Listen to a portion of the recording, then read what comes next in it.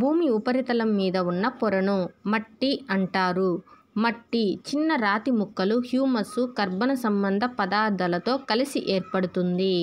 Next, Vinayaka Chavithi అప్పుడు plaster of Paris వివిధ రకాల రసాయనాలతో విగ్రహాలు తయారు చేస్తారు. నెక్స్ట్, మట్టిని ఉపయోగించి కుండలు చేయడాన్ని కుమ్మరం అంటారు. మన దేశంలో కుమ్మరం ఒక కుటీర పరిశ్రమ. నెక్స్ట్, బంకమట్టిని ఉపయోగించి దేనిపైన కుండలు చేస్తారు? కుమ్మరి సారె. నెక్స్ట్, మట్టిలో పెద్ద రేణువులు ఉన్నట్లయితే అలాంటి మట్టిని ఇసుక నేలలు అంటారు. మట్టిలో ఎక్కువ మొత్తంలో సన్నని రేణువులు ఉన్నట్లయితే ఆ మట్టిని బంకమట్టి నేలలు అంటారు. నెక్స్ట్, మట్టిలో పెద్ద రేణువులు, సన్నటి రేణువులు సమపాలలో ఉన్నట్లయితే ఆ మట్టిని లోమ్ నేలలు అంటారు. నెక్స్ట్, మట్టి కణాల నుంచి నీరు నేలలోకి చొచ్చుకుపోవడాన్ని పర్కొలేషన్ అంటారు. నెక్స్ట్, నేలలో సహజంగా ఉండే లవణాలు కాల్షియం, మెగ్నీషియం, పొటాషియం క్లోరైడ్లు, సల్ఫేట్లు, కార్బొనేట్లు.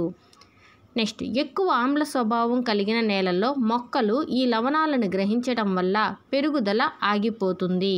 అంటే ఎక్కువ ఆమ్ల స్వభావం ఉండే దగ్గర మొక్కలు ఏం చేస్తుందంటే ఆ ఆమ్లాలను గ్రహించడం వల్ల ఆ మొక్కల యొక్క పెరుగుదల అనేది ఆగిపోతుంది. నెక్స్ట్, నేల నిర్దిష్టమైన సమాంతర పొరలతో ఏర్పడి ఉంటుంది. ఈ పొరలనే క్షితిజాలు లేదా హారిజన్స్ అంటారు. ఫస్ట్ వన్, ఓ క్షితిజం నేలలో సేంద్రీయ పదార్థాలతో కూడిన పై పొర. నెక్స్ట్, ఏ క్షితిజం దీన్నే ఉపరితల మృత్తిక లేదా టాప్ సాయిల్ అంటారు. ఈ పొరలో విత్తనాలు మొలకెత్తడం, మొక్కల వేళ్ళు అభివృద్ధి చెందును. దీనిలో ఖనిజ లవణాలు, హ్యూమస్ను కలిగి ఉంటాయి. నెక్స్ట్, ఈ క్షితిజం నేలలో దీన్ని ఇంకుడు పొర అంటారు. నెక్స్ట్, బి క్షితిజం ఇది ఉపమృత్తిక లేదా సబ్ సాయిల్. ఇందులో ఒండ్రు మట్టి, ఇనుము, అల్యూమినియం ఆక్సైడ్, కాల్షియం కార్బొనేట్ వంటి ఖనిజ లవణాలు ఉంటాయి. నెక్స్ట్, సి క్షితిజం ఇది రాతి పొరలు చాలా తక్కువ సేంద్రీయ పదార్థాలు ఉంటాయి. సి క్షితిజంలో రాతి పొరలు ఎక్కువగా, సేంద్రీయ పదార్థాలు తక్కువగా ఉంటాయి. నెక్స్ట్, ఆర్ క్షితిజం ఇది క్రమక్షయం చెందని కఠిన శిలలతో ఏర్పడి ఉంటుంది. ఇది అన్నిటికన్నా లోపలి పొర. ఇది దీని OAEBCR లేయర్స్ పేరేంటి? OAEBCR. ఓ క్షితిజం అనేది పైన ఉంటుంది, సేంద్రీయ పదార్థాలతో ఉంటుంది. నెక్స్ట్, ఏ క్షితిజము దీన్ని టాప్ సాయిల్ అంటారు. ఇందులో విత్తనాలు మొలకెత్తడము, మొక్కల వేళ్ళు అభివృద్ధి చెందడము, ఖనిజ లవణాలు అన్నీ ఉంటాయి. నెక్స్ట్, ఈ క్షితిజం దీన్ని ఇంకుడు పొర అంటారు. నెక్స్ట్, బి క్షితిజం దీన్ని ఉపమృత్తిక లేదా సబ్ సాయిల్ అంటారు. దీంట్లో ఒండ్రు మట్టలు, హ్యూమస్, ఇనుము, అల్యూమినియము వంటి ఖనిజ లవణాలు ఉంటాయి. నెక్స్ట్, సి క్షితిజం ఇది రాతి పొర ఉంటుంది. దీంట్లో చాలా తక్కువగా సేంద్రీయ పదార్థాలు ఉంటాయి. లాస్ట్ది ఆర్ క్షితిజం ఇది క్రమక్షయం చెందని కఠిన శిలలతో ఏర్పడి ఉంటుంది. OAEBCR. నెక్స్ట్, ఒండ్రు మట్టి నేలలో పత్తి, మిరప బాగా పండుతుంది. నెక్స్ట్, ఎర్ర నేలలో వేరుశెనగ, కందులు, టమోటాలు పండును. ఇసుక నేల జొన్నలు, శనగలు, కనకాంబరాలు, మల్లి, కూరగాయలు పెరుగును. నల్ల నేలలు వరి, చెరకు, పత్తి పెరుగును. నెక్స్ట్, ఒక ప్రాంతంలో ఏ పంట పండుతుంది అనేది దేనిపై ఆధారపడి ఉంటుంది? నేల స్వభావం, దాని ధర్మాలు. నెక్స్ట్, నేల సారంతో పాటు పంట మీద ప్రభావం చూపేది వర్షపాతము.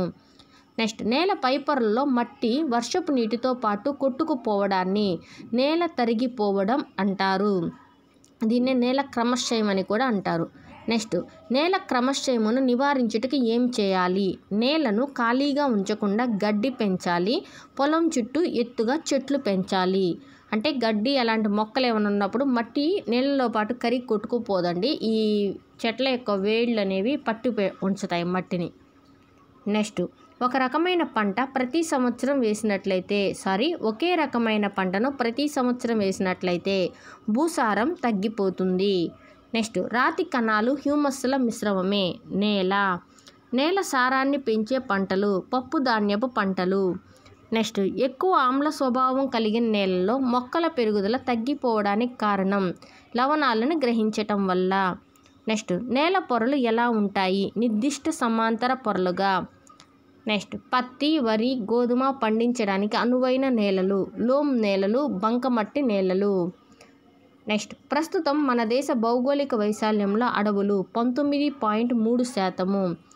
అడవులు భూమాతకు ఊపిరితిత్తులు వంటివి.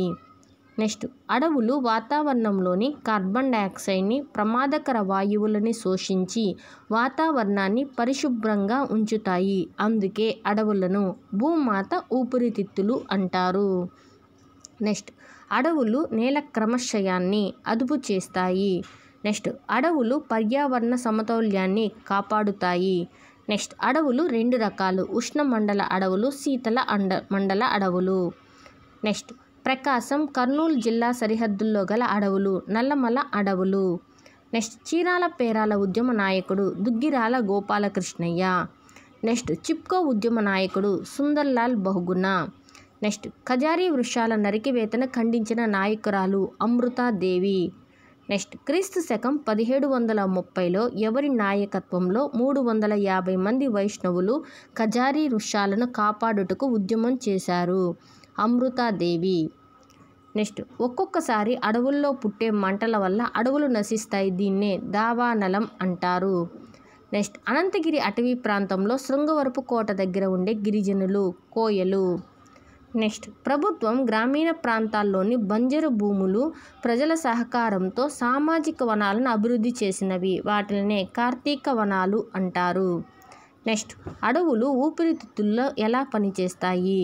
వాతావరణంలోని కార్బన్ డయాక్సైడ్ని గ్రహించి ఆక్సిజన్ని విడుదల చేస్తాయి. సో అడవులు అనేవి ఊపిరితిత్తుల్లా పనిచేస్తున్నాయి అంటారు.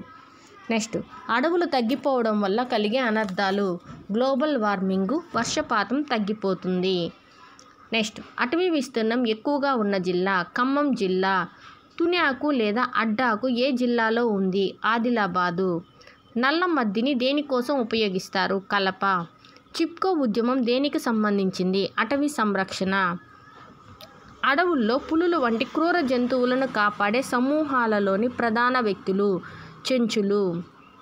నెక్స్ట్ కీటకాలు, తేనెటీగలు పుష్పించే మొక్కలకు ఏ విధంగా ఉపయోగపడతాయి? పరాగ సంపర్కం జరపడం ద్వారా.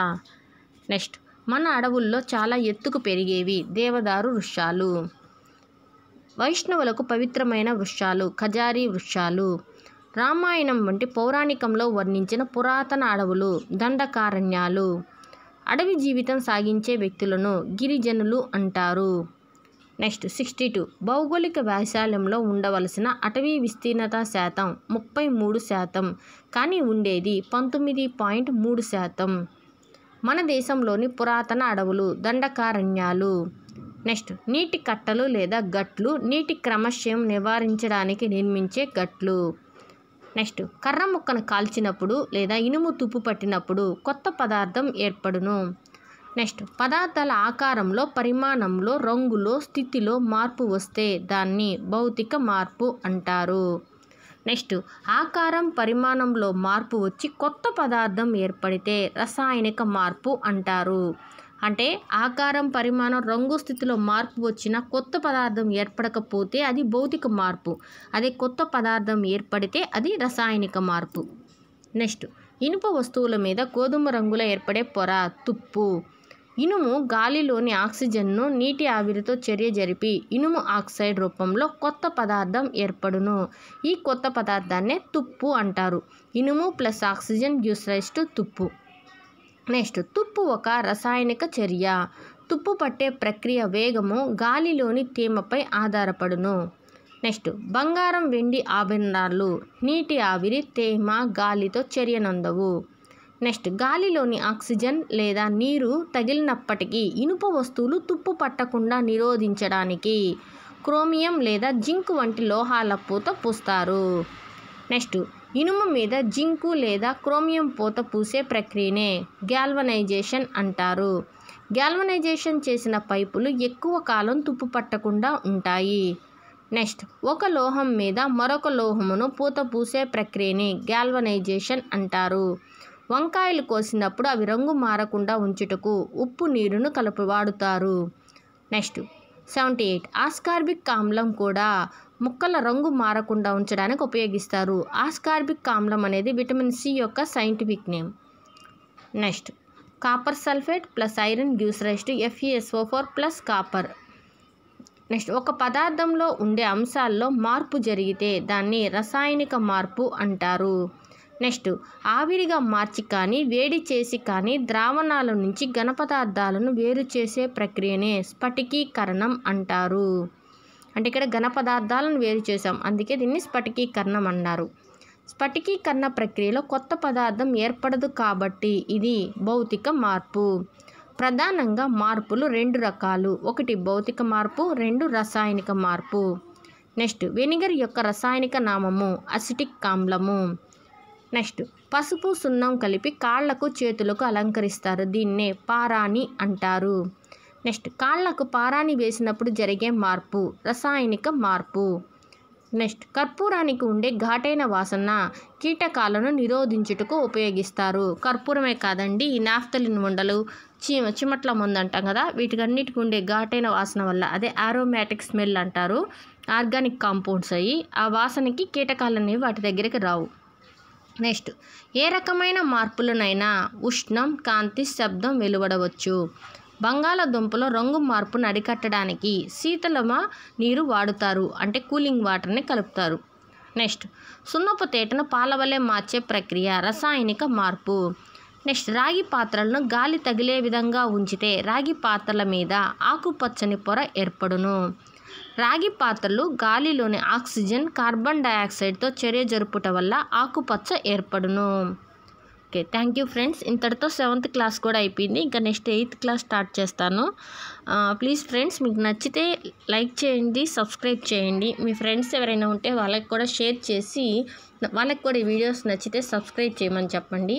నాకు వ్యూస్ పెరిగే కొద్దీ, సబ్స్క్రైబ్స్ పెరిగే కొద్దీ నాకు ఇంట్రెస్టింగ్గా ఉంది. మా ఫ్రెండ్స్ ఎవరో వింటున్నారు, ఇంకా బాగా చెప్పాలి, ఇంకా ఎక్కువ బిట్స్ ప్రిపేర్ చేయాలని ఆతృత నాకు కలుగుతుంది ఫ్రెండ్స్. Thank you friends. వీలైనంత వరకు మీ ఫ్రెండ్స్కి ఎక్కువ మందికి షేర్ చేయండి. Thank you.